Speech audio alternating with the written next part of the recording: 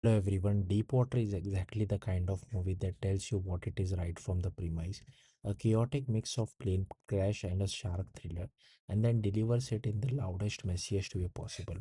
Directed by Renny Harlin, the film feels like a deliberate attempt to recreate the guilty pleasure energy of his earlier hit, Deep Blue Sea. And while the intention is clear, the execution shows just how difficult it is to recapture that kind of lightning in a bottle. The story kicks off aboard an international flight from Los Angeles to Shanghai, where we meet the central characters. Aaron Eckhart plays the first officer, a capable but flawed pilot dealing with personal baggage, while Ben Kingsley takes on the role of the aging captain, already halfway checked out and heading towards retirement. At first, it feels like setup, standard disaster movie groundwork. But then everything goes wrong. A mysterious suitcase in the cargo hold triggers a chain reaction, fire explosion, and structural damage. And suddenly the film shifts gears into full chaos. The plane begins to fall apart mid-air. And to its credit, this is where the movie actually shines. The crash sequence is intense, over the top, and visually chaotic in a way that feels almost old school. Bodies are pulled out of the aircraft, object turns into deadly projectiles, and the entire sequence leans into spectacle rather than realism. It's loud, it's dramatic, and it works. But once the plane hits the ocean, the real movie begins, or at least that's the idea. The survivors, only a small fraction of the original passengers, are left stranded in the wreckage, floating in pieces of the aircraft that now doubles as makeshift life rafts. And then comes the shark, not just any shark, but aggressive, ever present predator circling the survivors, turning what could have been a tense survival story into something much more graphic and direct.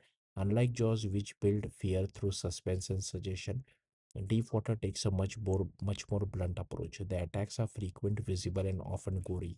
There's a very little mystery, just a constant question of how each victim is going to be taken out.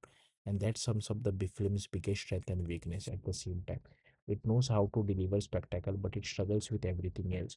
The human drama, which is supposed to ground the story, feels thin and underdeveloped. Characters are introduced with hints of depth, but they never evolve beyond basic archetypes. There's the troubled hero trying to redeem himself, a grieving child who becomes his emotional anchor, a group of passengers with clashing personalities that never quite develop into meaningful relationship. Even moments that should carry emotional weight feel rushed or superficial. It's clever the film it's clear the film is more interested in survival scenarios than actual storytelling. That said, there is certain appeal to its simplicity. This is very much a throwback to classic disaster films, movies where plot exists mainly to connect a series of escalating dangers.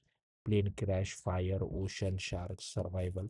Each element stacks on top of the other in a way that feels almost deliberately excessive. And while that might sound like a criticism, it's also what makes the film watchable. Because even when it's shallow, and it often is, it's rarely boring.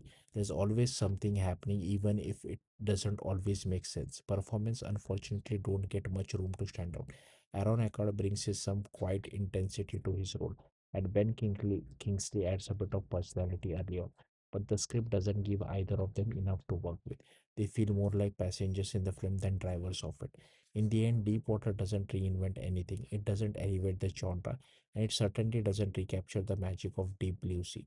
But if you go in expecting a straightforward, over-the-top disaster movie, something driven by spectacle, chaos, and survival, it delivers exactly that. Nothing more, and definitely nothing deeper. Thank you for watching. Bye.